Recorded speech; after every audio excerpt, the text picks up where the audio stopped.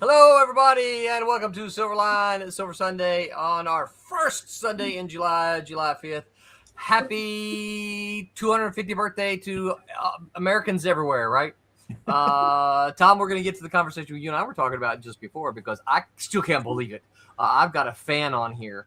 I am your host, Ira Mullen. I'm excited to be here. We're going to have a fun conversation today, as we always do. And I am joined, of course, by having a heat wave, Mr. Tom Mason himself. Hi, everybody. Happy Sunday. Happy 250 plus 1 day. So, Tom, Yes? would you define a Canadian heat wave for me, please, and for everyone listening? Because I think they will be just as shocked as I am. So this morning when I woke up and went for my walk, it was 44 degrees. And right now it's 65 degrees. That's the heat of the day. And I want to remind people that's Fahrenheit, not Celsius. It's Fahrenheit, and it's July 5th. I'm cold just thinking about Tom's temperatures. Turn him off. That's not fair. It has been 95 with a heat index of 115 for the last week here in Kentucky. That's great. I haven't turned on my air conditioner once yet. Do you ever? I do. I only need it for like 10 minutes. we gotta knock the warmth out, right? Yeah, Not that's the right. heat. Oh my So god! I'm sorry for everybody who's suffering under the heat wave, but Canada's really paying off for me. Yeah. All right, and we're joined by just having fun himself, Mr. Thomas Flormani. Tommy, I bet it's not 64 degrees where you are. No, it was it rained all day, so it's probably just upper 80s. So Well, I'm still trying to figure out if my microphone being so loud, so I apologize. that's all right. I think I can get in and maneuver it a little bit too. If you don't figure it out. We are, of course, joined by Roberta Conroy, Cat and Mouse Colors Vipers, who is in space. Hey, Roberta. Yay. Hi. Are you having a heat wave where you are too? No, it's not as bad as it had been. Yeah, it's all right. And I think it didn't quite hit 90 today. Didn't quite hit 90. Yeah. It's a dry heat, though. Yeah. That heat's not too bad. I asked my my Alexa before we went live, and I don't remember. I think she said it was 83, but it felt like 94. Because of the humidity. Yeah. Well, and like Tommy was saying, it's rain today, so yeah, 81. Mm-hmm. Yeah, so it We're good. With the rain. it's not been too bad. And And of course, tropical storms. last but not least, Mr. Mike W. Belcher, that man in the mask guy himself, BelcherGazette.substack.com. Say hi, Mike. Hi, everybody from the outer depths of hell. Which level are you on?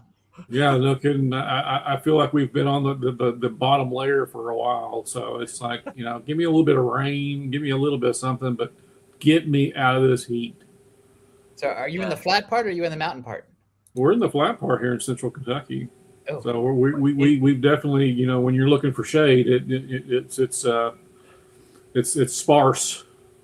Is there a flat part in Kentucky? Oh yeah, the center part. You only hit the mountains when you start going east. Yeah, 'cause I thought it's the Appalachians, right? Yeah, the Appalachians, because in the center part and the western part, they're kind of flat, but the center part is the flat. You don't have any hills. I certainly miss my hills. I thought that all of Kentucky was hills. I knew you had the mountains in the east, but I thought even central and west Kentucky was like mountainy. No, the central part they're flatheads, so they don't get the mountains. And This has been geography with Roland Mann. Yeah. The flat part are where the roads are, so that way they don't. I find it funny that, we're always amazing each other with little knowledge about like the different states and different experiences we have. It's funny what we go through life thinking we understand, and then we meet a person from that place. And it's totally not right. I have 3 cliches about you, about your topography and your food and your lifestyle. They're almost always wrong. None of them are right. Yeah. Yeah, none of them. Well, I don't know how much. I'm not a soccer fan at all, but with this whole World Cup thing going on, soccer's been all over the news, all over everywhere. Mhm. And one of the things that I'm seeing is frequently international people who've come to the U.S. to watch games being just like, I can't believe, all of this stuff in the United States. So one of the most common ones is, it's so big, right? It's so Yeah. big. There's so much There's- food. It's way better than what they I love keep the telling I us love the that it is. videos where they go to a restaurant and the amount of food you get Yeah. is But for them it's like 2 people's worth of food. That, All and the free- news is that and wrong, free is what you refills. They keep hearing can't. them say. Right? Yeah, free Right. refills. Yeah, And Yeah. ice. And ice. Right? Air Is it- conditioning inside. yeah. Yep. Because if you've ever gone to Europe and ordered food or whatever, when they bring it, it's like, is there more coming? Is this all you're going to give me? all Did you're I gonna do something to offend you? I would. What about refills? Nope. So again, all the stuff that we take for granted over here, it ain't happening over there. So you just sip over there. You can't. I you can't Ooh. I always thought that soccer was invented just so we could learn about other countries. Because when the World Cup games are on, they're always showing Yeah. other cultures and other people and how they live where they are. It's like, Mhm. all right, I never do that. Right? Yeah. I never did. Exactly. One of the There's like funniest things. 6. Go ahead. We must have a little delay. One of the funniest things that I saw was I can't remember which country it was. I think it was maybe the Scottish when they were in Boston. They drank all the beer. Yeah, Yeah. that's great. Yeah. I was like, I could have told you that. That's one of the cliches that I knew was, Yeah. was The That's a real Scots. one. The Scots drink up Boston. yeah. That's awesome. isn't that funny? Isn't But that great? Also, the thing about it is that they seem to be very well behaved. Like those guys and women could drink a lot, Yeah, but they could hold their liquor and they didn't become like insane. like frat boys. Yeah. Right. They didn't become like, well, they weren't setting cars on fire and turning them Right. over and Yep. blowing stuff up. They're just drunk. That's right. Yeah, yeah. It's And then awesome. they got out in the street and nice danced, drunk. right? Just Yeah. bounce back and forth. It's great. I suddenly love Scotland, except for the Yeah. weather. Yeah, me too. I want to go. They weren't mean drunks. They were nice drunks. Yeah. They supposedly Yeah, they're put fun. cones on all the statues, the traffic cones on statues. I think that's Yes. the rowdiest they got. Yeah, yeah. And really, who among us wouldn't do that? I would absolutely do that. Yeah, absolutely. But I know you would do it. Hey, look, let's put a traffic cone on Paul Revere. Yeah, Woohoo! let's have that. Yeah. Take a I picture. would not do that. Oh, I would do that. Sorry. I love all kinds of statue pranks. yeah, me too.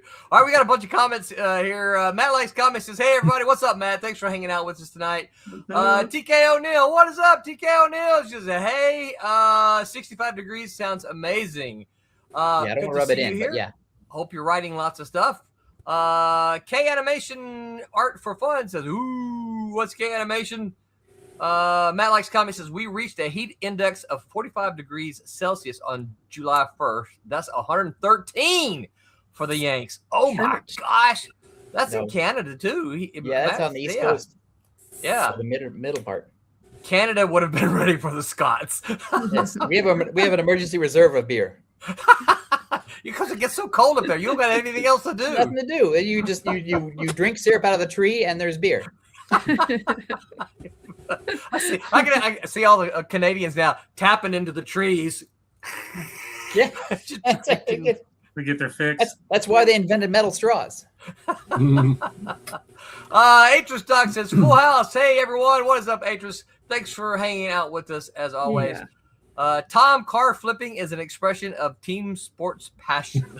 Especially as cars have gotten lighter over the years. Who could True. resist? Yeah. Yeah, well, in electric cars, there shouldn't be any damage of exploding, right? Because they're all Oh electric. no, those batteries will explode. Oh, they do. Yeah. Oh, well, You don't want to take one of those on the airplane because That's right. yeah, yeah. So yeah, happy July 4th, anyone? Did everyone except for Tom? Happy July, whatever that day. What's the Canadian Tom Day still of celebrates. Independence? July 1st is Canada Day. So that's Okay, the Canada Day. But I don't On know. Boxing Day or something. So here's the thing: when I became Canadian, I didn't have to study and I didn't have to take any tests, so I don't really know What? anything. Yeah, I don't know. They just put a sword and said, "We dub thee thus." Well, I was in. Pay There your was, 50 bucks and come on in, is what they said. there was this grace period of like 2 years where they suddenly decided the test wasn't necessary, and then 2 years later they decided it was. But I got in during the grace period, so I didn't have to take a test. I How didn't have very to. Tom of you. I didn't have, yeah, right. It's like it's like I rigged the system in my favor. So there was, and I kept asking people because I'd been told there was a test. And I wanted to make sure that you're sure there's no test because I'm willing to study, but there's no test. No, there's no test. You're sure? Can I ask somebody else? Can I speak to your supervisor? Because I've never done this before, so I don't trust you. So I don't know. I can't name the provinces. I can't name any of what the holidays are for. We celebrate Canada Day on July 1st. I'm pretty sure that's an important day, but What it's about, we don't know. The maple is our state bird, right? yeah, the maple is our state bird. That's So you didn't have and mandatory poutine Mountie? is the national food, and that's all I got. So you didn't so- have mandatory Mountie service? No, we don't talk about that. Can you see Tom as a Mountie? No, I couldn't learned pass to ride that a test horse. either. Tom, probably Tom was a Mountie. He would undoubtedly be assigned to Yogi Bear. Yes. Well, they put me up in one of those state parks that's way out in the middle of nowhere. And it'd be like, oh, we finally got rid of Tom. We told him he didn't have to take the test. Let's see here. TK O'Neill says, I spent the weekend editing my novel, so the writing never stops. Oh, that's good. Congratulations. Cool. That's great. 100%. Yep, that's what you should be doing. Matt Likes Comics says July 1st was the day Canada became a country, no longer a colony. 1867, Thank you. Yeah, I should say. That seems pretty important. Yeah. 67, that's like not even, that's just barely over 100 years. Yeah. Uh, 160 years. Yeah, I can't do that much math.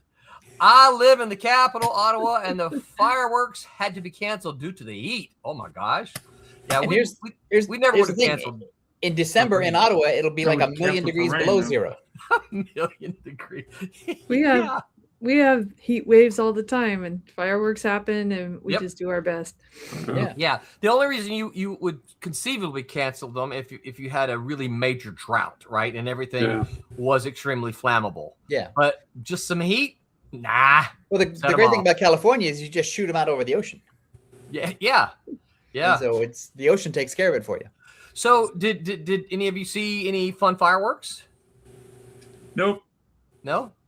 I'm So- still seeing them. But people around here are still shooting them off. Yeah, people yeah, just well, do it. They so never Yeah. quit. It's I still the walk weekend. outside, people are doing it, and it's very Yeah. loud. Well, we I had decided. that same conversation with my dad today. He was talking about the fireworks that he used to see in New York all the time. And I'm like, Dad, every day I can hear Disney fireworks. Right. Every Yeah. day. Oh, yeah. Yeah. That's Yeah, but that's just in Disney. I that's don't the thing see too. them Well, here. it's still, well, they're huge. They put on a monster fireworks show. No, on I just know. a normal day. Coming back from San Diego, the San Diego Con every night, you can see the end of the day SeaWorld fireworks that they shoot off. Mhm. And the Mm. same thing at when I'm at WonderCon in Anaheim, you can see the Yeah. Disneyland fireworks that go off. You know, if I remember correctly, July 4th was or San Diego Comic Con was on a July 4th. One year we were out there in the It used early to be, yeah. 90s. Sounds right. Yeah. Yeah. Yeah, because I seem to recall going to the balconies that overlook the San Diego Bay, whatever that name that bay is. I guess it's San Diego. where Bay, all the huh? military ships are. Right, yeah, and a bunch of us just watching fireworks. Yeah, because Um, I can't say this for certain, but I think it used to be when the city of San Diego would and the convention center would just sort of push the convention around and say, here are your dates. yeah, And then as San Diego Con became bigger, got more muscle, it's like, no, these are our dates. right. Yeah. We had a good day yesterday. We went to my son and his wife came up, and we went to see Young Washington. Then we went out to eat. We ate some big juicy steaks, and then we went to see fireworks here in Ocala, and they lasted forever, and they were huge, and it was really pretty neat. Someone I guess they had a radio channel that was broadcasting music to go along with the fireworks. Oh, that's awesome. Mhm. Yeah, and so someone close to it, because we got out and was standing on the, kind of on the sidewalks, and this huge SWAT truck was over. I think BJ got a picture of it, but In case the fireworks get out of hand. it was. I've never seen a truck so big. It looked like one of these monster dump trucks. I would, I'm pretty, you guys know me, I'm pretty tall. I would have had to really climb up to get in this SWAT truck. It was huge. It was pretty Is it like the people scoopers they used in Soil and Green? people scoopers? I'm Do you trying to remember you know what? I remember I saw the movie. They were like garbage trucks, and they would go along to a crowd of people, and they would scoop them up Just and grab heave them into the back of the. were they really, really, really tall? Yeah, Then it had to be that. Yeah. because they were just science fictionized garbage trucks. Yeah. Anyway, it was really cool. The fact that we got to hear all the music playing and out of someone's speakers nearby and watch the fireworks. It was good. It was good. How was Young Washington? We liked it a lot. We liked it quite a bit. I heard the battle scenes are pretty impressive. Oh, they really are. They really are. And they play. I don't know who the young actor was. He's a British guy from the theater. Did a great job playing the young Washington. Kelsey Grammer was in it. There were some other notable names and faces in it. But yeah, it was really good. Of course, it's funny seeing all the guys wearing the wigs. Yes, and the tricorn hat. Right? Yeah, Mhm. yeah. But I don't know who thought that was a good idea. It made me want one though. I was like, ooh, I want one of those. You can get one in Williamsburg. Just go right up there. Williamsburg is I've never been. It's a place. It's on my bucket list. If I had a bucket list, it's on my bucket list of places to go. It's I haven't been in a long time, but it was worth going then. Yeah. Anybody else have stories? July 4th stories? No, just grilled in our backyard. Yeah. What'd you grill? Carne asada. Yeah, it's just What? marinated steak. Ooh. Ooh, it's yummy. All right. Yeah, and vegetables. Next July, we're going to Roberta's. Yeah, that's right. Yeah. Man, there's nothing like a home cooked steak, Mm-hmm. It's good. Yeah. How many times did you have to cut it open in order to see if it was ready? Oh no, it's fine.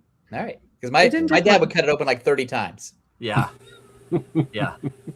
Well, and I have a tendency, I have to do that for BJ's cut because she doesn't like the pink at all. Right. And so I'll have to cut it Wow. down the middle, and okay, I got to cook this one a little bit longer.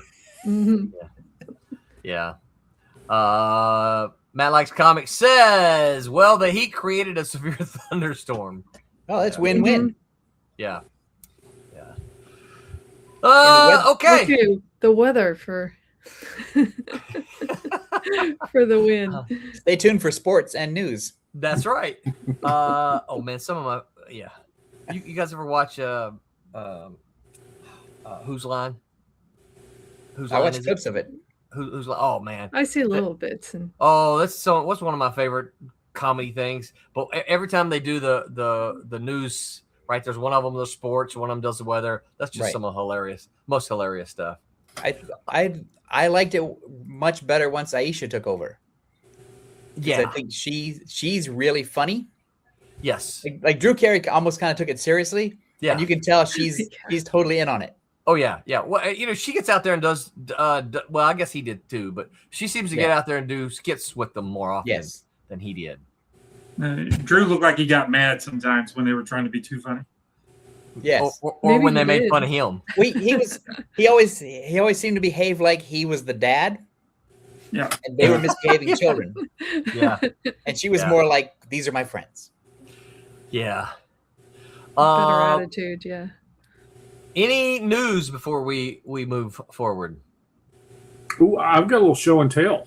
Oh yeah. Oh, I do like that. Yes, we do.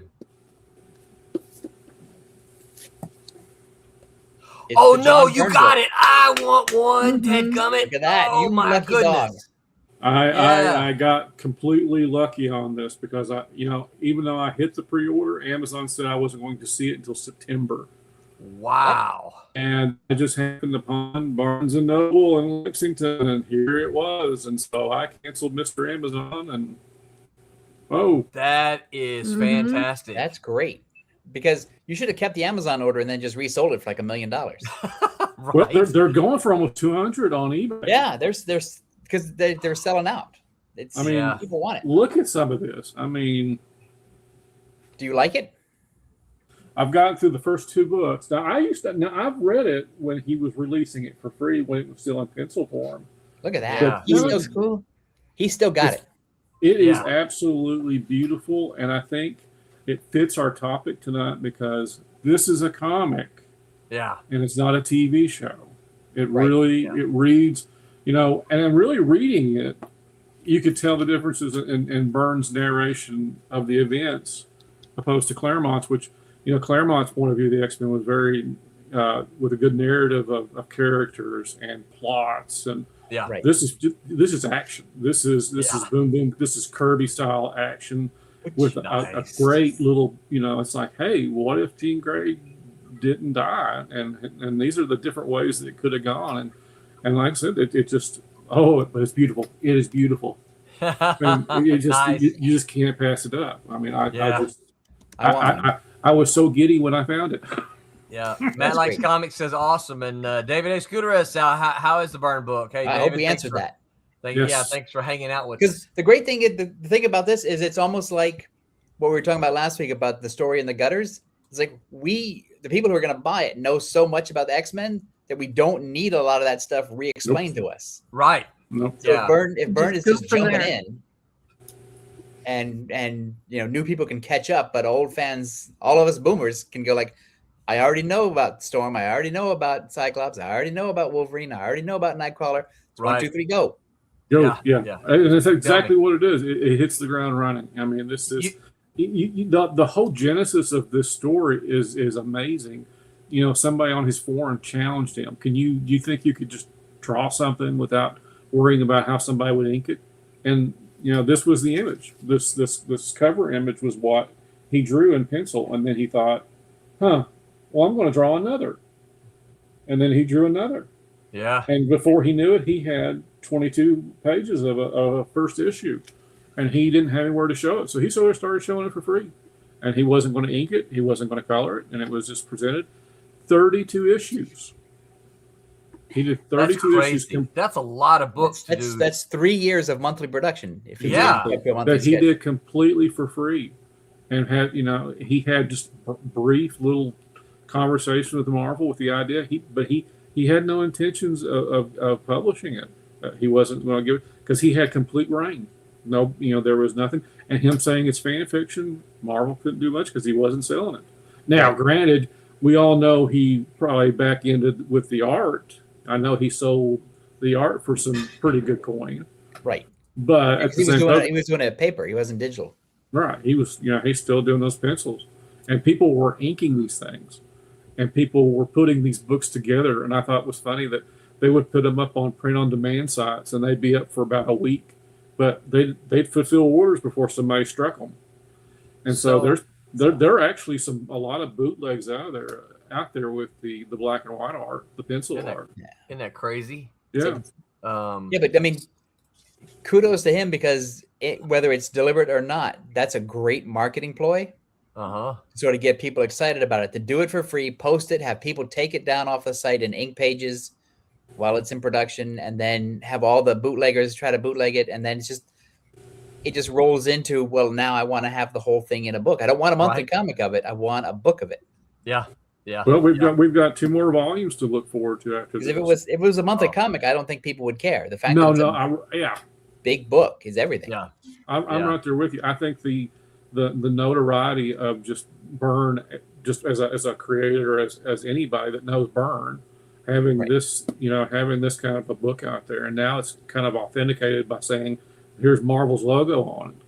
Right. And- Yeah, because they but cut a it's- deal. Yeah, they cut a deal, but there's no Marvel editing on it. This is pure Byrne, as he, because the death of Jean Grey was mandated by Shooter. Right. Right. It wasn't a decision that they wanted to go. And Shooter said she has to pay for what you guys have shown, and that never set right with Byrne.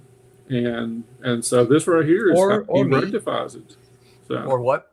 Or me. Didn't sit Yeah. right with me either. yeah. I yeah, thought so. She Shooter- had to pay. Why'd She you had have to to go. die? Shooter just likes killing characters. True. I thought she needed the death sentence. She destroyed a No, whole no, world. because Yeah. Batman killed a bunch of people too. It's no big deal. But yeah, if you're lucky to find one, I think they're going. It only had a 25,000 print run, and, Right. And so it was hard to find to begin with. And I think Yeah. I think Midtown Comics had an exclusive cover with you could get one signed.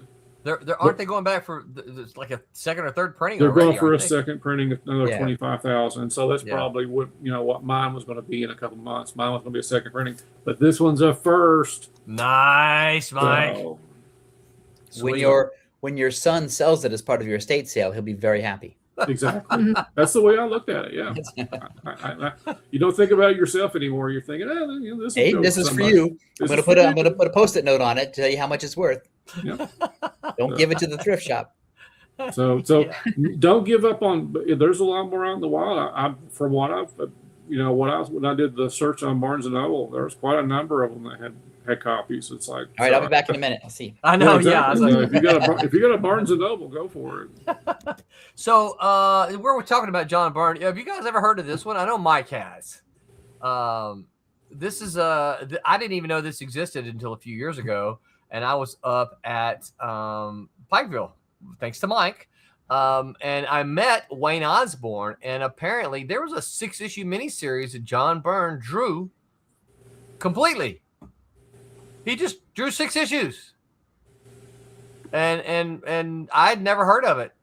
I haven't heard of it. Who's it? Right, that's what I'm saying. Yeah, Yeah. looks good.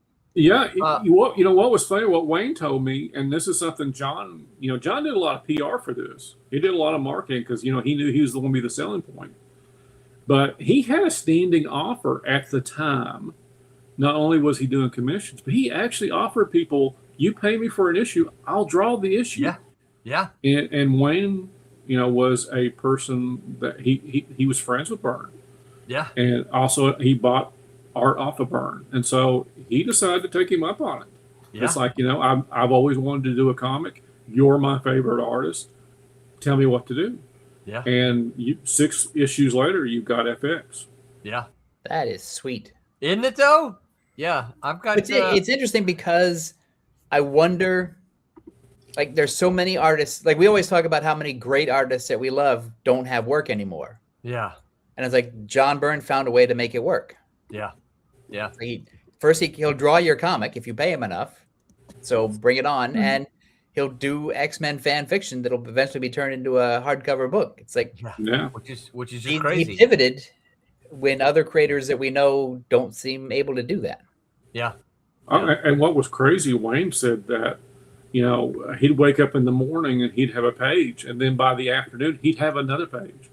Byrne was just cranking. I mean, we're talking about full inks, and we're not talking Right. about pencil page. We're talking about full, And so he got John Workman do the letters, Oh, and then Byrne got a colorist. I mean, I don't think it was Matt Webb, but it was somebody. But I was just Right.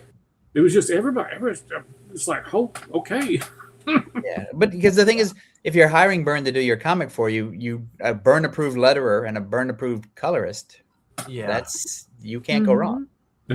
No. Yeah. You can't. Yeah. No. It's fantastic. Like I said, I picked up all 6 issues because the whole thing was done by the time I had met Wayne Osborne, the writer. It was all done, so I picked up the entire run, and read it pretty quickly upon return from the show. So, but yeah, that's one of those very few that's like, what? I've never heard of this thing. Yeah, I never have You know? either.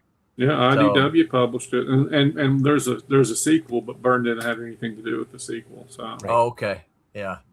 Matt Likes Comics says, hit that like button. That's right. Right. Please, wherever you are listening to us, no matter which platform. By the way, we did not have problems with Facebook today, y'all. It's the heat. So wherever you are listening to us, please hit that like button, follow, subscribe, thumbs up, heart, all the things, whatever it is on your platform. And please share, if you will. If you enjoy listening to us and watching us, if you're watching, please let others know about it. That's the way we got to get around. All right, so our topic tonight is stop writing comics like movies. No, seriously, stop. Who's doing such a thing, Roland? Oh my gosh. So I'm going to tell you guys a story, and I'm going to shut up, let you guys take over. But a few years ago, so the university where I teach, they have something annually called the Full Sail University Hall of Fame, in which they take, I want to say 5 alumni each year and induct them into a Hall of Fame. And usually what they do, they go out and just find some alum that have done really, big things. We've had some students that worked with Tyler Perry and things like that. So these are students who've gone on and done nice things. Comic, I don't think he's in the Hall of Fame. I don't know about that, but we've got an alum from university that did a book for Image, Moriarty, and I think he does. Hollywood stuff. Anyway, they frequently have panels, right, like a comic book convention, and they asked me to be on one time, and one of the panels had someone on it. I think they were an alum. I don't remember, who had written a film. Okay. Now he wasn't having luck selling his film. And so what he had done, he was still in the process of doing this, but what he had done is he had advertised and found a comic artist, and he just said, "Here's my film. Would you draw this and make this into a graphic novel?" He didn't convert it into a comic script. He didn't break it down into panels. He just handed it to the artist and expected them to do all of the work, right? Yeah. And so he just basically handed him a film script, and I'm done. I'm done. Yeah, your turn now. And so I think we've touched in bits and pieces on this on our stream. We see a lot of comics that are not presented like they're comics; they're presented like they're TV shows. So let's talk about some. Why is this an issue? Why is this a problem? Anybody got thoughts? Yes. Tom's like, I'm gonna wait. I didn't want to go first because I'm always the negative, angry one.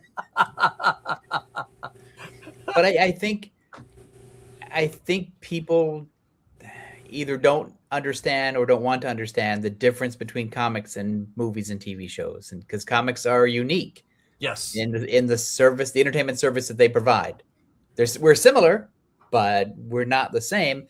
And there's a whole separate language and format and storytelling style that we use to make our comics that is different from TV and movies. Like, you can't really take a TV show script or a movie script and give it to an artist and say, "Here, break this down for me." Right. It's not, you're not going to get anything that's worthwhile.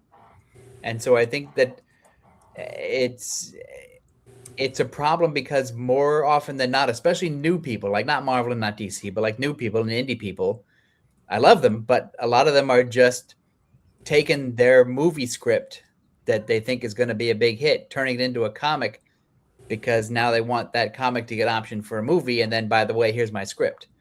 And I think that's, for me anyway, that's a stupid way to make comics. And I'll argue with people day and night. People should make comics because they want to make comics, not because they want it as a stepping stone for their indie comic to be a movie.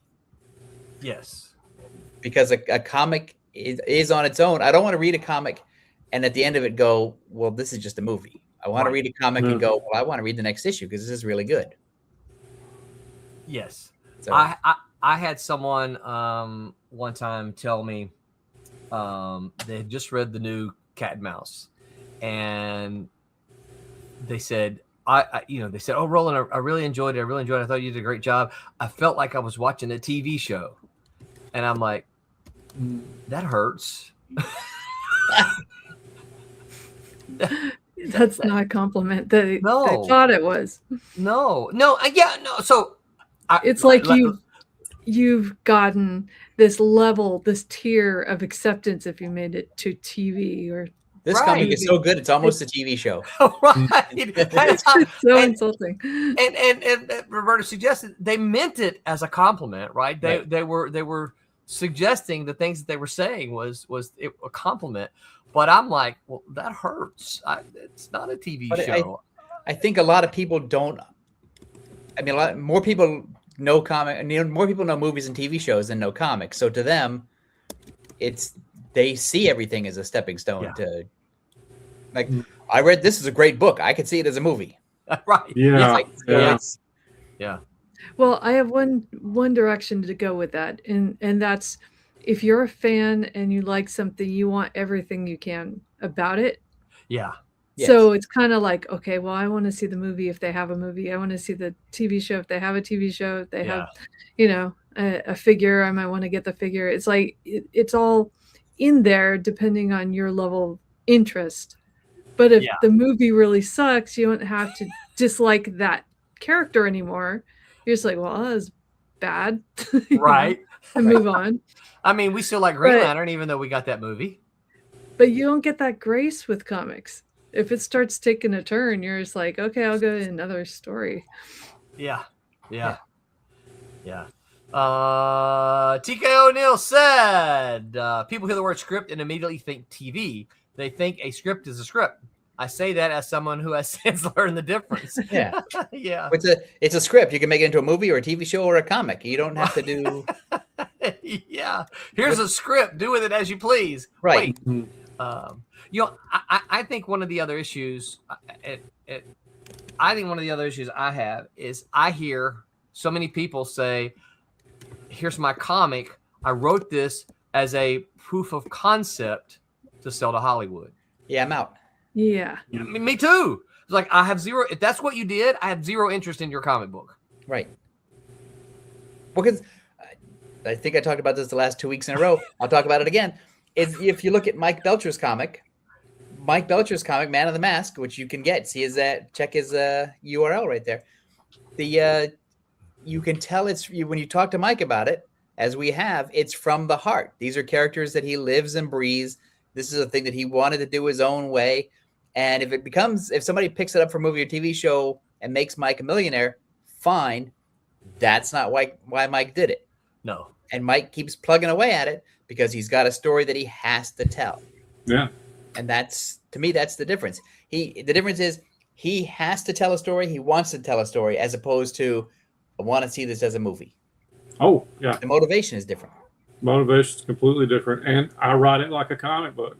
I Right. don't think about the idea of, because, comics and TV are similar, just like movies. I mean, you have a cast, you have settings, you have locations, you have whatever, but that's where it diverges. I think a lot of people see the trappings and they think, oh, this is like a TV show. This is like but we present it different. We have a different language on how we have the visual, and then we have the written word to help back it up. And it's something that you don't have on TV. You don't have on movies. You don't have things that kind of work in that kind of symbiosis of merging the word and art with. And Yes. like I said, just comics have their own language. And the idea that writing a TV show using, you can't see Kirby getting a script from something and it's like Kirby's got to change it. Kirby's got to make it. Kirby's got to make it a comic. He knows. I'm not going to draw a TV show when somebody gets. Yeah. I'm going to draw a comic because this is the medium I'm working in. Yeah. And you think about it, it's like he can do that and his vision is out. Yeah.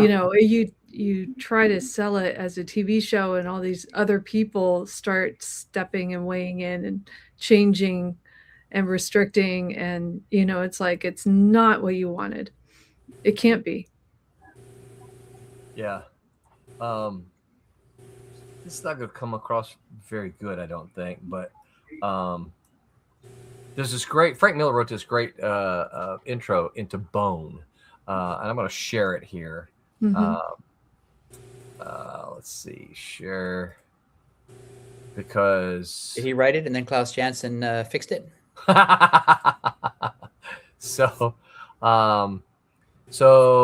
this is to one of the Bone collections, I think number That's too many 3. words for a comic roll. Yeah.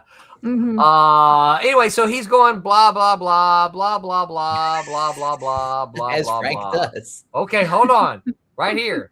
He says, I don't know if I can't zoom in it too much. A He little. says, well, hold on, maybe if I can shorten the screen. Ooh, good job. Okay, there we go. Now I can read it. right here is what I want to focus on, because right here, novice comic book artists often try to imitate film, moving the characters ever so slowly, breaking a single action into endless, nearly identical images. Each image changed from the last only incrementally, inch by tedious inch. That approach usually belly flops, only reminding the reader that he's looking at static images, showing everybody, in no uncertain terms, that movies moves and comics don't. Which I think he's right. And then here's the part about me. Right. Novice comic book writers, on the other hand, simply pile on the words, robbing the form of its energy and vitality, often unintentionally insulting the reader by cluttering the drawing with descriptions of the drawing, making either the pictures or the words irrelevant and boring the reader to distraction. Yes. Well, here's what I find one of the most interesting parts, and we'll talk about this too. Still, you got to find a way to slow the reader down without boring him, or worst of all, confusing him. A confusing comic hits the trash can or recycling bin faster than junk mail, right? Yeah. Here. So, yeah. So, I think there are kind of three parts to this, right? The part about the artist, how they, let me get Adam, we don't need this right now. About the artist, right? Drawing every tiny little bit of actions, right? And how many times have we seen those, especially in independent comics? They draw them, they like Tom was talking about the 1960s TV shows, right? Yeah. They key in the lock, turn the lock, open the door, exit the door, close the door, and then tell you I've left the building. right. Let's go. They walk down the hallway. Look where, and then the caption says they walk down the hallway towards their destiny. As I put the key in the lock. Right. Yeah. My spidey senses tingled. Yeah. So, that's one of the things he says novice comic book artists do, right? Then the novice comic book writers pile on the words, right? And how many times have we used the example, Thor punches Hulk with a mighty blow. Right. Mhm. And we can see him happening. It's like, I don't need those words. I can see Thor punching Hulk with a mighty blow. Yeah. And I have confidence in my artist that that's what they're going to give me if it's in the script. It's going to be a mighty blow. Yeah. Of course, I think the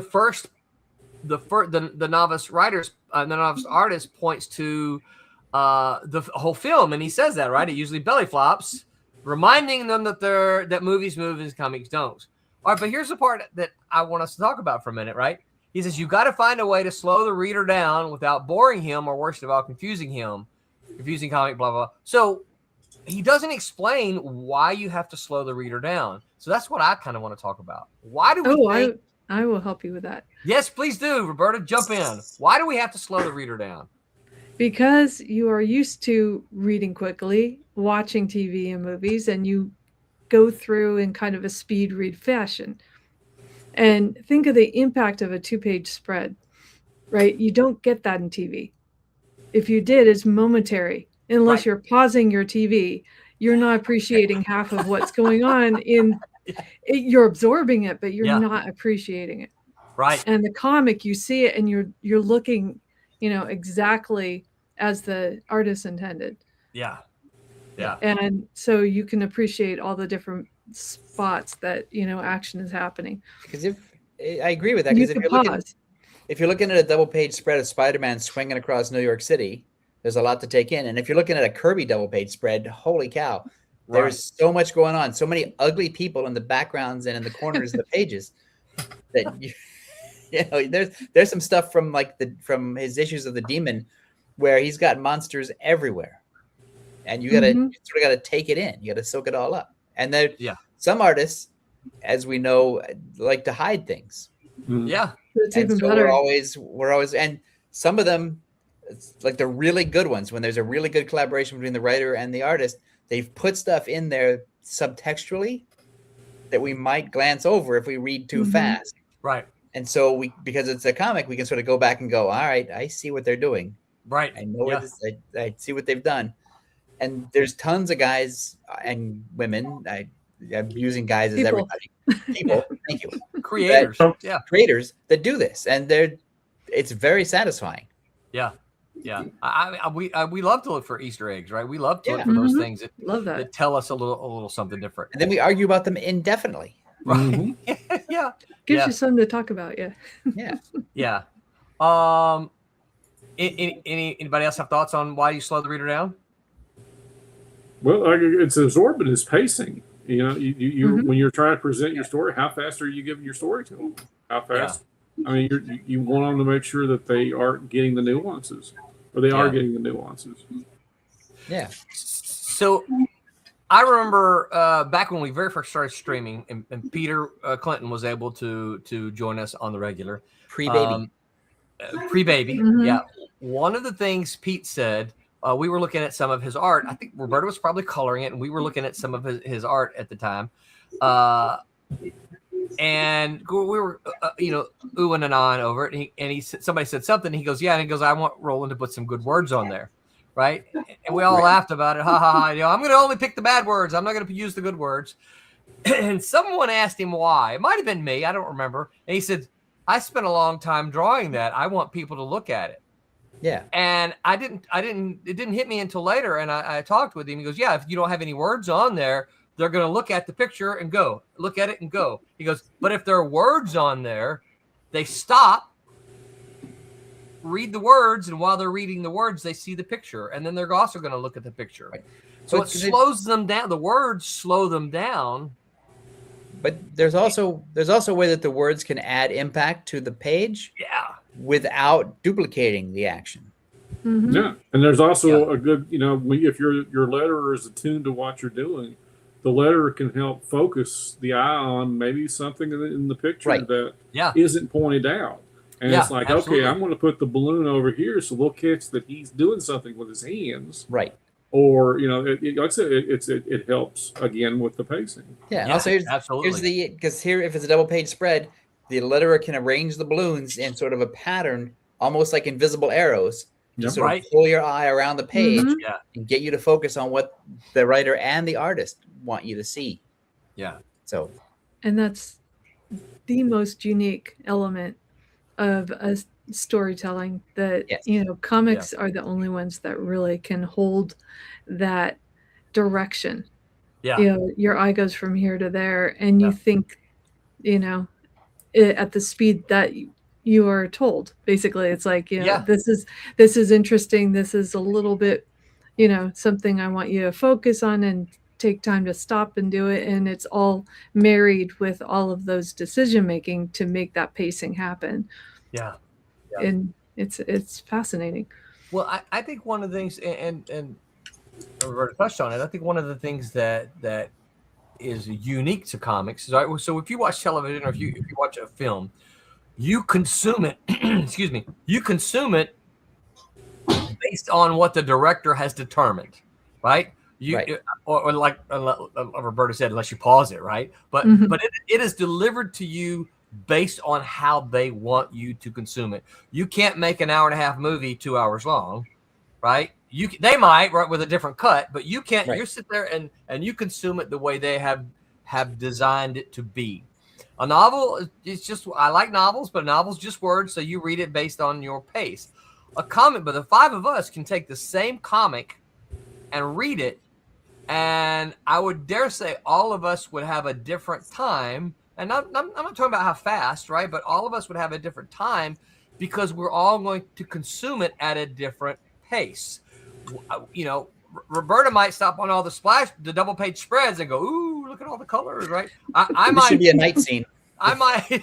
Right, yeah. Oh look! They messed up all the Yeah. backlighting in this, right? Mhm. Me, I might look at the double page spread and go, "There's no words." Okay, that's interesting, and then turn the page. But then I might look at the next ones. Oh, this is the conversation. How are they? How are they having this conversation? We're going to consume it differently, and we get to determine what they do. We can look at each of the images, however long we each want to look at the images. That's unique to comics. And not just Very. that, not only do you look at it that way, but you also can make that decision to interact with it and go back 3 pages and say, oh, that's what that guy did. Yes. Ah, Yeah. you don't do that in a TV show. And then I can pick up the previous issue and go, oh, Right. here's where they put that. Yeah. So that's Mhm. where they planted the seed that pays off in the next issue. And then I can call Tommy and say, "Hey, man, did you see that thing that happened on page 10?" Right? Assuming that, of course, they've got page numbers. Because they don't. So I wouldn't know which page 10.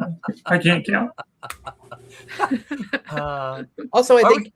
Oh, are you going to do something ahead. else? Go 'Cause ahead, I can go just ahead. mouth off. No, go It's- ahead. the thing about for TV show, like TV is really a collection of repeatable scenes. Like if you watch NCIS, Yeah. there's going to be a murder. Then there's Yep. going to be a scene set in the office. Right. Then they're going to drive to the crime scene and investigate. Got a Then they're body. going to interview suspects. There's going to be a chase. There's going to be a false lead. There's going to be a mid act turn, and then and it's like Blue Bloods too. You can tell. Okay, Tom Selleck's going to be sitting on his desk in the office. They're all going to be sitting around the table having dinner, and so comics don't follow those tropes. No. Mm-hmm. So Yeah, it's if you watch enough of those serialized television, you can generally tell that's the guilty party right there, right? Right. Once you especially if you watch them kind of back to back to back, you figure out their pattern. All right, Yeah. we're 7 minutes in. That's the killer right there. right, man. You can't. It's like I a almost. template. I don't want to say this as an absolute, but you can't really do that in comics. Mm. The best comics don't have those tropes where Batman. All right, Batman's got to go to the Batcave and talk to Alfred. No, now Batman's got to go to Commissioner Gordon's office. No, now Batman's got to have a car chase. No, Batman's got to do this. It's like Got to no. check in with Superman. Yeah. Hey, buddy, how you doing? It's, yeah. So I think I got a plan for dinner with Catwoman. It's like no, they don't. They don't have those repeatable tropes. But that's a good thing because that's what sets us apart. Yes. Yeah. Yes. Right. You know, Yeah. like I said, it's our language. It's our language of telling stories because in a lot of instances, TV is just putting the camera in front of someone and then letting the mouth off, especially the Blue Bloods when they have dinner. I mean, it's just a camera. Look, we've built Yeah. the set. We've spent the money. We've got to put people in there every week. It's like, Yeah. well, you don't have to do that with comics. Right. Yeah.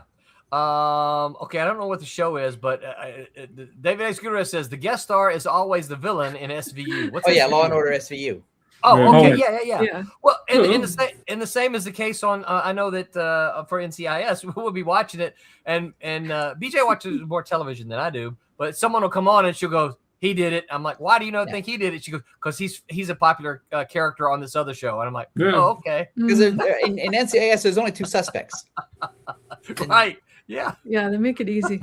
Yeah, they do. Same It's like- same way with Monk. Anybody who the guest star was, that was usually Yeah. the guy who killed him. I mean, right, yeah." Monk, But that was a the great point. show. Yeah, And Columbo, they tell you who it is right away.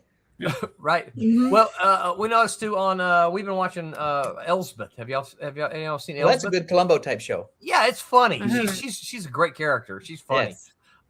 But you see who commits the murder right up front, Right. and then it's the process of her figuring it out. Because it's the backwards process. How is her quirky personality? Yeah, Because she's figured it out like 10 minutes in, right. Yeah. yeah. and now it's just like how can She we? can prove it? Yeah, I got to prove it, and I got to get this person to be stupid. Yeah, and I still don't know what's in all those bags she carries around. It's severed heads. That's what I think it is. I keep telling my wife, I'm like, when are we going to learn what's in the bags? I want to know what's in. She carries like I three think or four that's bags. that's part of the forever mystery. Well, it's kind of funny though, right? It's her unique personality because she's carrying Yeah. 3 or 4 bags around, and you're like, why do you have all these bags? Well, it's interesting because television always has that thing of the quirky detective with the weird personality and the weird gift who's trying to help police with their investigations. And I think the bags are just like her comfort animal. yeah, Like yeah. she needs whatever her skill set is, whether it's ADHD or whatever, that's her thing that she needs in order to feel comfortable in a space so she can solve the murder. Yeah.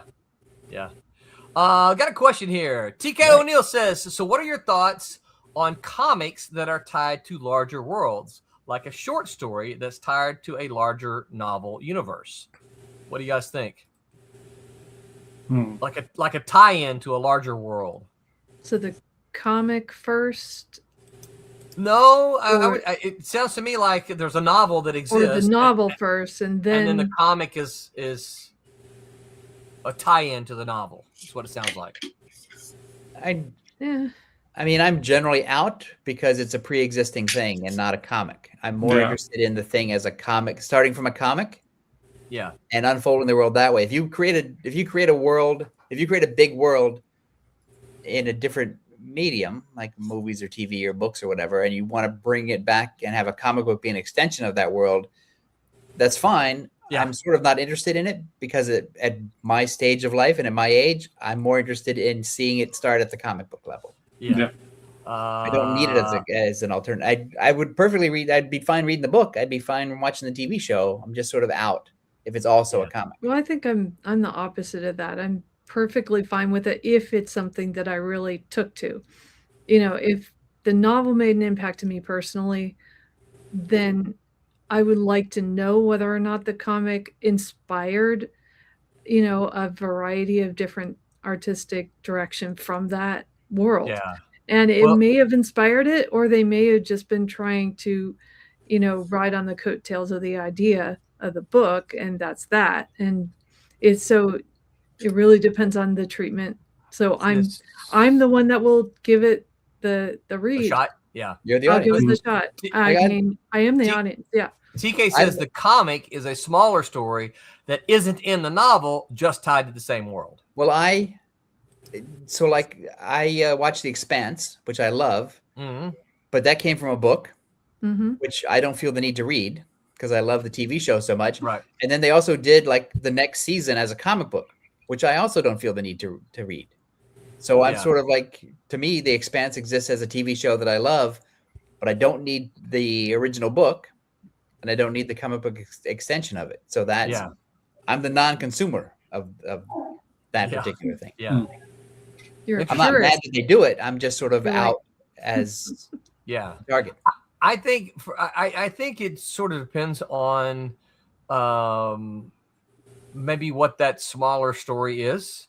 Yeah. Is it something that's is it something that's part of the larger work that's interesting enough? Is it interesting enough to get my attention to go, oh, there's this smaller thing from this book, but I'm interested enough in this thing that I'm gonna check it out. So I think that's important. Somebody above me in the chain would have to recommend it to me. Yeah. Like Mhm. Well, that helps. if it was a show or a world or something that one of you guys was interested in and said, "Hey, Tom, I think you would like this," Yeah. then I'm in. So I think at that point it becomes I- for me it's word of mouth. I wonder if maybe, of course, it's not a comic book, but I wonder if maybe something like Andor, which was a part of the Star Wars Right. universe, but we didn't see Andor or anything like that in the Star Wars movies, but we had that whole TV series about Right. it. Yeah. Which No. And it's short enough that we don't know if there's more of it. Yeah. And if you feel like I invested in that story, I'd like to see other Right. parts of Right. well, that I story love continue. Yeah.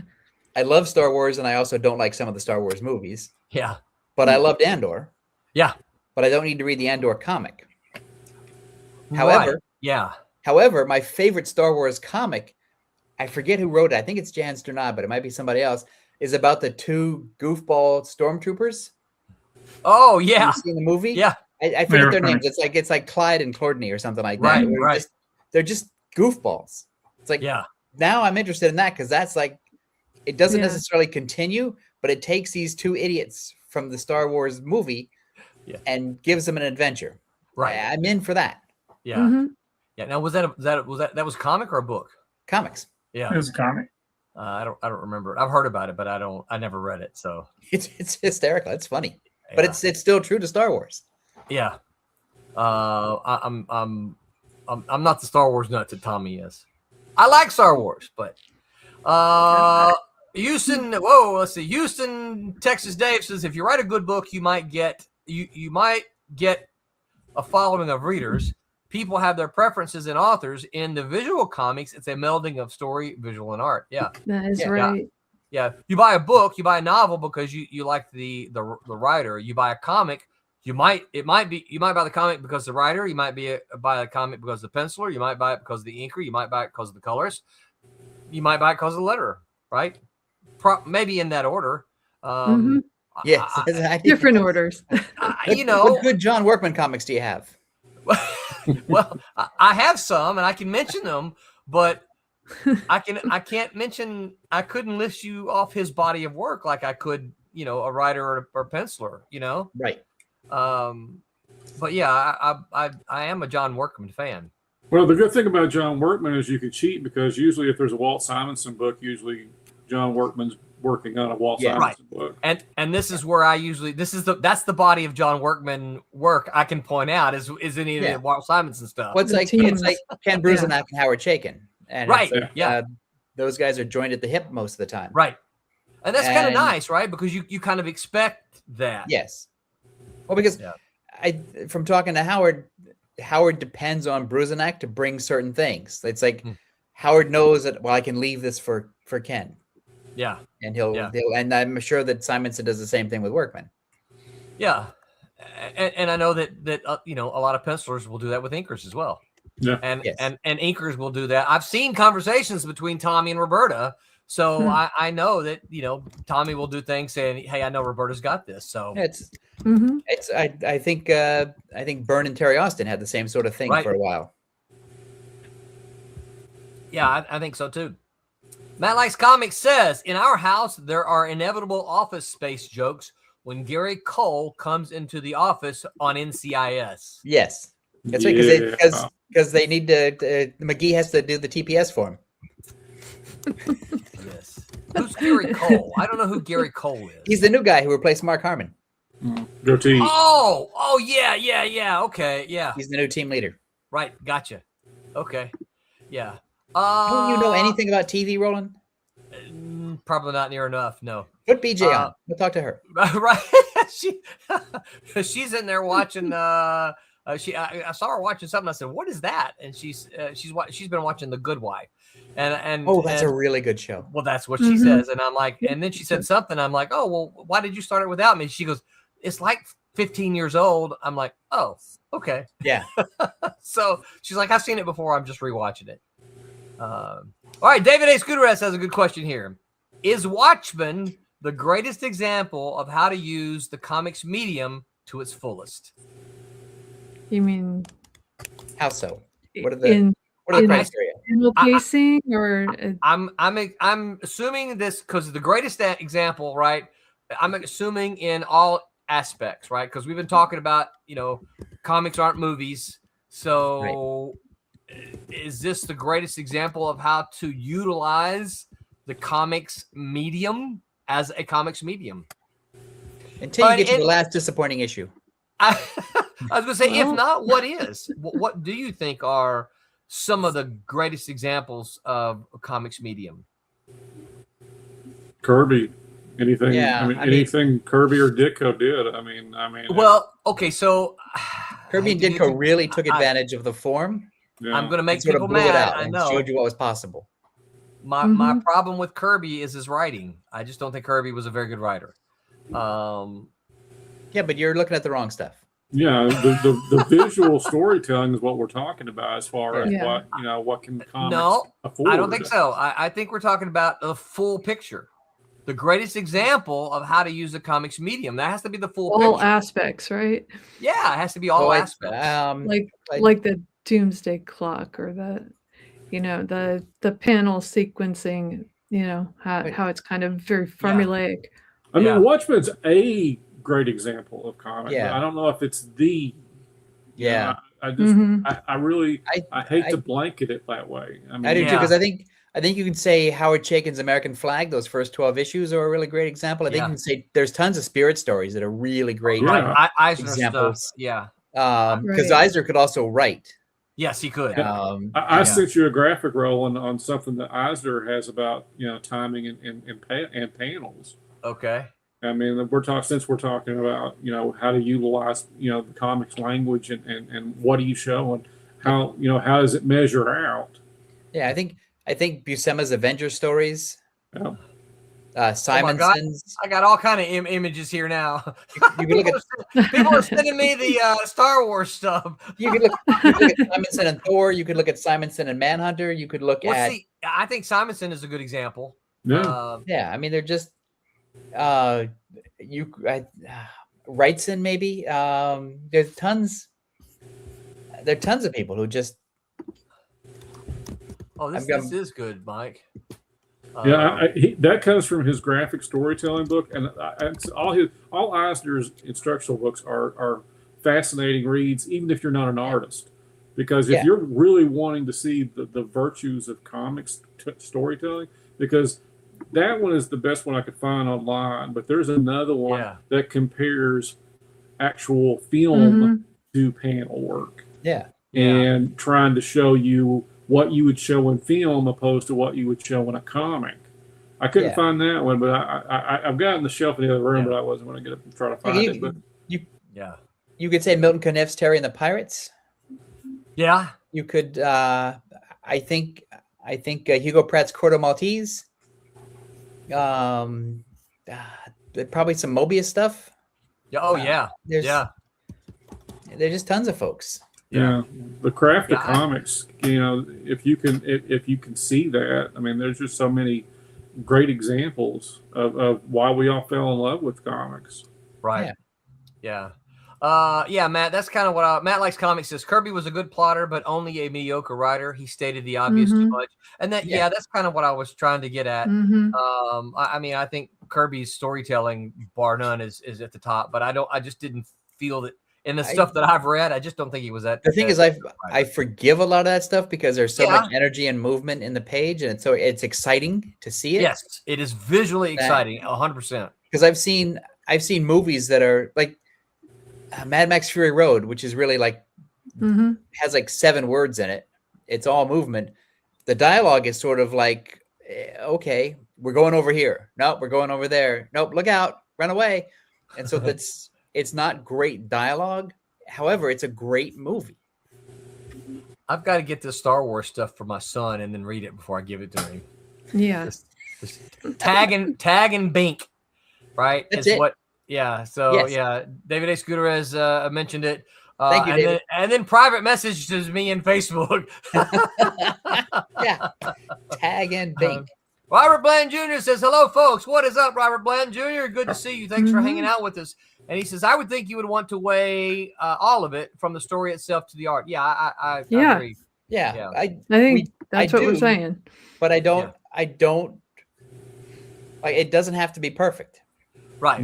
Like Yeah. there are many comic books I like where the writing is like, okay, it could be better, or the art is Yeah. like, it could be better, and yet I love the whole thing, and I would Yeah. recommend it, without reservation. So it You know, doesn't it's- have to be it's- perfect. Watchmen's a great example of what comics can accomplish. I just don't know if it should be always singled out because Right. it's just well done. It is. I mean, Well- you can't mock it too much in the aspect of what Gibbons and Higgins did with the colors. Right. Yes. Well, There- Has everybody everything's read there. Mouse? Has Yeah. everybody on here Yes. read Mouse? Yeah, I, it makes me I own sad. it. Tried to read it. I mean, it won a Pulitzer Prize for a reason, right? Yes. It's good stuff. Is that the epitome? And I think Robert Blanton Jr. just has the answer here. It comes down to personal preference. I think. Mm-hmm. Yeah. I think, but because it's weird because Mouse is what it is, which is it's a great story, yeah. sad story that's really well told, but it's not told Kirby's way. No. No. It's No. told through more static images and through dialogue. Yeah. And Kirby is more like, I gotta punch a guy in the face. Yeah. So Yeah. Matt Likes Comics says Dan Jurgens is good at writing and drawing it at the same time. Yeah. yes, he is. I think there are a lot of I think it's a handful of folks who can do it all, write and draw. Eric Mike Larson Belcher. is one of them. Yeah, Mike Belcher can absolutely do it. Mhm. I can't do it. I can't do it. I can't do it. Tommy can do it. Tommy can That's write and true. draw. Yes. Sort of. Yeah. I can mean, only- Tommy. Your stories are not like Mouse stories. They're Tommy stories. No, They're they're goofy. Shakespeare. They're Shakespeare in cartoon form. No, they're consistent with having met Tommy. Yes, absolutely. Yeah. Yeah, I'm not trying to write something that I can't. Okay, David Escudero has a slightly different question. He says, "Okay, You get someone who has never read a comic and they want a recommendation from you. What do you give them? You have one shot. What are my goals and what are their interests? Do I want Right. to make them a comic book fan for life, or do I just want to give them something good to read? And I think obviously I think that everyone who loves comics should be proselytizing.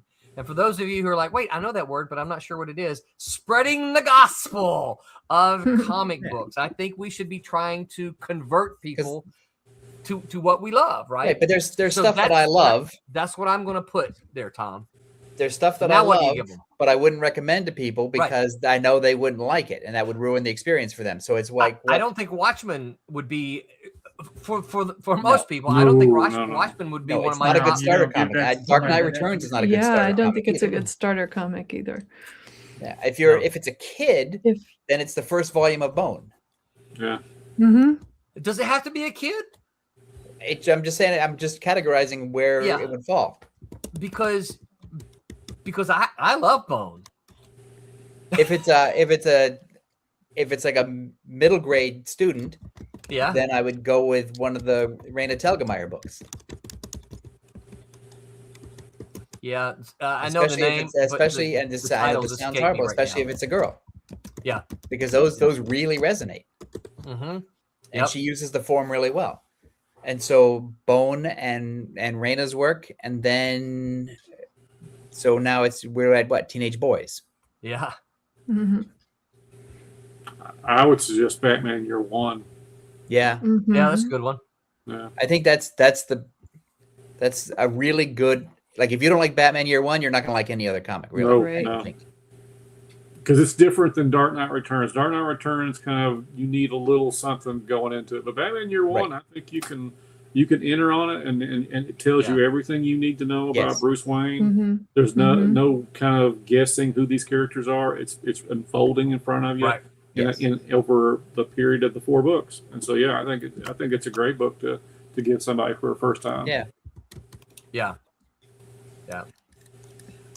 Yeah, I do think I think that there's so many what ifs involved in that question. Is like Tom said, who is it? How well do I know them? Right. Because some people I would recommend Saga, yeah, and Oh, some yeah. people I would say, Absolutely. yeah. and other people I It's would say not for Sweet Tooth. everyone. Yeah, I would say Sweet Tooth, but that's not for Mhm. everyone. So it's got to be there. I don't think there's a generic comic where you can just look at Mm. Mr. or Mrs. Average Person and say, "Here, welcome to the club." Yeah. Yeah. There you go. Mike Robert Blanton Jr. said my There you go-to is Batman Year One. There you go. Mhm. Yeah. Because also Batman Year One is heartbreaking too. Yeah. Yeah. And so it's not just fighting. It's not, the old Joker's tied me to a giant penny. It's more like, Yeah. I mean, there's stuff going on. and that's it. I mean, for me, so many of the classic comic stories that I would recommend to like you guys, because I know you're grounded in comics, requires that you to know. Right. Okay, well, I'm going to recommend to you guys the Avengers Squadron Supreme story. Well, that kind of requires that you know a little bit about the Avengers and what's going on before you read Right. it. Because otherwise you're going to miss the twist and the turn that Right. happens. Yep. Yeah. Mhm. This is a good one. David, that's actually good. All you folks listening, what Oh, would be, yeah, I like that. What would be your recommendation? So Robert Blanton said my go-to is Year One. David A. Scudero says my go-to is V for Vendetta. Yes. So what rest of you, what about it? My go-to tends to be Bone, Tom, regardless of Yeah. age, because especially if they don't have comic book reading experience, Bone is adult enough that I think adults can. To me, it's like Bugs Bunny, right? Yes. I can watch Bugs Bunny or SpongeBob, right? I can watch those and I see the adult humor in it, and yet my kids can watch it and still see the humor that they see, right? Yes. So Bone does tend to be my go-to. I mean, there's like we mentioned a whole bunch of others that I would, depending on who they were, but Bone is my go-to. Because more important is if they like. So if I give them Bone and they like Bone, then it's like, okay, how can I get them into the club? What's my second book? Yeah, right. Mhm. That becomes that. It's not problematic. It's just I have to give that more thought because Yeah. I don't want someone to just read a comic and say, "Well, all right, I've read comics, I'm done." It defeats the purpose of the proselytizing, which is no, you gotta come to the store every Wednesday. Yeah. Matt likes comics. All right, so Matt, what would that comics be? He says, I like to recommend a feel-good story first. Yeah, I wouldn't recommend Mouse then. Oh, No. But see, I would recommend Mouse to someone who I thought was very much into history, who particularly World War II, right? If they were interested in that kind of content, I would recommend Mouse. But that would not be my first go-to book. No, I'd have to know somebody. Right. I'd have to know what their likes and dislikes were.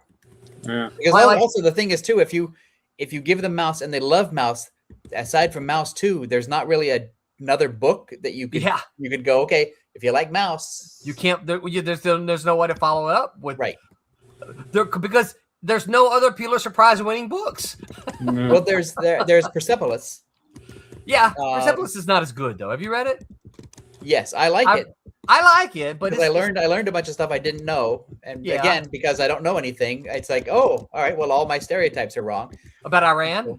Yeah. So I liked it. Yeah. And I knew most of the historical stuff. I've seen. I didn't know her story, obviously. I've seen interviews with her, and she's sad to say, really impressive.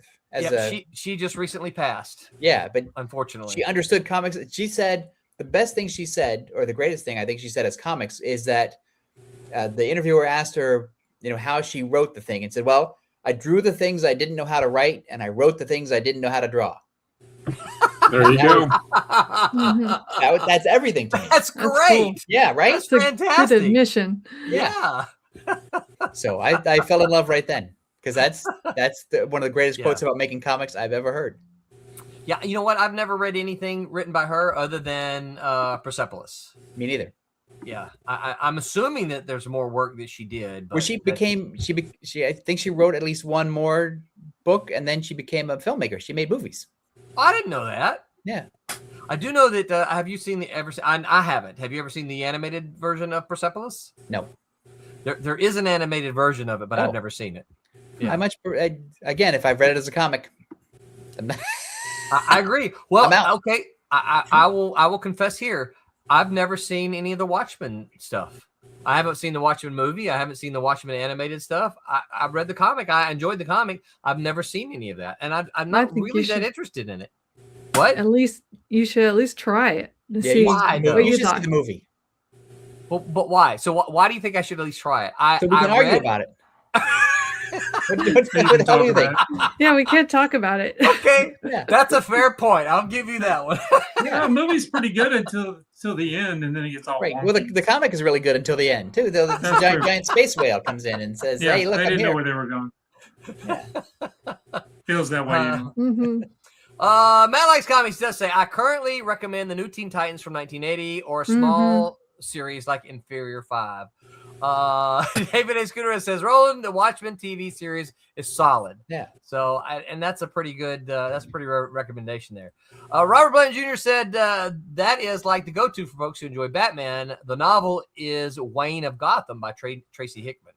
Oh, there we go. The only Batman novel I've ever read was Captured by the Engines by Joe Lansdale, which is pretty good. But I read that thing like 30 years ago. No. Yeah. Wow. Matt Likes Comics makes a great point. Matt Likes Comics says most people like the books with gorillas on them. I'd give him Detective Chimp. Yes. Yep. And in fact, Roberta, we need to put a gorilla in Cat and Mouse. Yeah. Also, this is the greatest thing ever is that the new TV show that DC is developing is Jimmy Olsen and Gorilla Grodd. Really? And I am all over that. Like I don't care how they do it. I'll be there first day. Yeah. Let's see. There's a couple comments I missed here. Matt Likes Comics said, why not a collection like Marvel Essential or Showcase Presents? I don't want to overwhelm them. Right. Yeah, I feel that's a that lot. is a little overwhelming. This could be a way to follow a character and learn the story. So I'm going to pose this question. Is Matt's suggestion more of a, Matt, I'm not asking, I don't know how old you are, but is that more of a current generation? Because they read a lot of manga, right? So, and manga, I've been told so many times when someone recommends manga to me, oh, you have to read the first 5 issues before it gets interesting. And of course, my immediate thought is, why? Why don't I just start where it gets interesting? Right. I don't need to. If it doesn't get interesting until issue number 5, I'll just start there. I'll skip 1 through 4. Why do they make the first 100 pages so boring? Right. It seems like if I have to wait till issue That's a 5 lot of drawing before for a something bunch gets of porn. interesting, that they wasted That's a not lot a of good time one. with tedious backstory or elements Right. that aren't important. Yeah. Like, So, I like so my question is Matt's recommendation of a Marvel Essential or Showcase, is that kind of along those lines of the thought processes? Not I think it's always. the next step. I think if you like this that I suggested to you, try this. Right. I don't Well, know it's if like it's if the first. I don't think it's the first thing you tell someone. Yeah, I don't think so. if you liked the Suicide Squad movies, then I would recommend the Ostrander collection of Suicide Squad. We should do a whole stream on this. Aren't we doing that now? Kind of are. But we're out of time. All right. Oh yeah, we are. Good night, everybody. Thanks for Matt playing. Likes Comics. Matt Likes Comics said, "I am so stoked." Talking about the TV show. Robert Blanton said, "Ha ha ha." Matt Likes Comics. I didn't ask. It says, "I'm 54 and a comic series that doesn't make it past 5 issues if it doesn't start off good." I agree. Look, for me, I don't. I'll give the first issue a shot, and if it's questionable, I'll read the second issue. But if the second issue isn't up to snuff, I'm not reading past that. No. But I he feel the says, same way about TV shows. right. My Because I've daughter had reads people- manga and she likes chronological order. I've had people Right. recommend TV shows to me, but they've said, it doesn't really get good till the 3rd episode. It's like, well, that's 3 hours away. Mhm. I don't know. I'm an old man. I don't I'll have just 3 start on free hours. episode 3 then. Yeah. Yeah. David X. Gutierrez says, Read- yeah, those showcases and essentials are always mixed bags. Yeah. Yeah. Yes, because some of them are like, if you're a new person, a lot of that stuff is old as material goes, and it's told in an old way, and it's about old stuff that doesn't matter. So I can see where new people are like, I don't want to read that. I want to read it because Right. it's my stuff, but Yeah. I don't think I want to dump it on new people. Did any of y'all ever watch Attack on Titan? The movie? No. Or TV show? The anime Attack on Titan. No. I can don't tell by think so. I can tell by your reaction. I was like, did so this What goes is back. this anime you speak of? This goes back about 5 years, right? I had students. There was a stretch in time, and I try to keep up with my students, what they're doing, what they're reading, and that kind of. And there was month after month after month after month. They were all watching Attack on Titan, Attack on Titan, Attack on Titan. So I decided I need to go watch Attack on Titan because they're all talking about it, right? And I fell asleep in the first episode at least 4 times before. I kid you not, but I'm like, I am going to watch this thing. And so I watched episode 1, 2, 3, 4. It didn't get interesting until about episode 4, right? So I watched the whole, hold on now, I'm not done. I watched the whole first season. Now ask me what it was about. It's about what is it about? it's about- giant robot fighting. It's Isn't it? not robots. There's no robots in it. Oh, Yeah. Mm-mm. It's about big naked monsters going around eating people, and they're trapped in a walled city. Okay. all right. I'm all in. I- Is there a Why? detective who solves murders? Nope. Because Nope. if you're, Why I are- love a detective show where they solve naked man murders inside a walled city. Why? No, these are big giant monsters that just roam outside the city, and they eat you if you go out there. So you're Why? stuck. Right. We don't. Yeah, you're stuck. We have no idea why. We have no idea any of the stuff. It's just that they're there, and they're big. They're big, naked, sexless monsters that will eat you if you. It's just like- Kirby did that in 8 pages. Yeah, Yeah. Just saying. It Mhm. that was the Eternals, wasn't it? I mean, I don't need 8 hours. All right. Well, it was fun. Any final thoughts before I tell everybody what's coming up this week? comics rule. Mhm. Comics rule. Yeah, I think TV drools. I think he might can't like argue with Death that. Note. You think? I've read the first part of Death Note. I have. I think it's Uh, interesting. I'll Not reserve boring. I Not will slow. reserve my comments for a different stream, but I've read the first part of Death Note. Again, because I had several students mention it, and I read Uzumaki for the same reason. Those are different stories. Another You day. wouldn't give those to new people. No, absolutely not. All right, on Tuesday, a panel of professional comic creators discussed the steps you need to take to make sure your comic ideas are protected and how to protect your comics legally. It's only one way to do that. Mm. That is Tuesday. On Wednesday, the Whammers are going to talk about the Mount Rushmore of comics. Each Whammer will unveil his personally curated Mount Rushmore of comic creators by their chosen pairs of decades. Rob Davis will choose his Mount Rushmore from the 60s and 70s. Javier Lugo will choose his from the 80s and 90s. And John Medic will choose his from the 2000s and 2010s. That's Love Kirby that. and Eisner. That's two of them. I would imagine that's Rob's choices. Yeah. I'm guessing. That's Wednesday. Next week is our second monthly schedule. No, third, because I missed the Third. second one. That's right. I missed the second one. So it's going to be our July shop talk. So you guys get your news of what's happened in the last 4 weeks, and it's going to be our July shop talk. That is next week. Yes. Anybody doing any shows before then? Mm.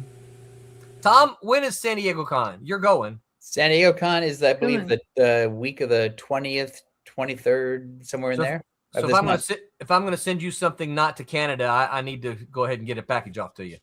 Yes. Okay. Although I'll be in the U.S. for like 4 weeks, so you have some Gotcha. time. Oh, okay. All right. Good deal. So All right. Matt Likes Comics is a great show, guys. Thank you, Matt. Thanks for hanging Thanks, out with us. Matt. Thanks for everybody for hanging out with us. Until good next questions time. all around. That's absolutely right. Mhm. Yeah, it was fun, y'all. Remember Make too. mine, Oh, yeah. silver Make line. mine Silver silver line. Good night, everybody. Good night. I'm Andy Smith. Make mine Silverline.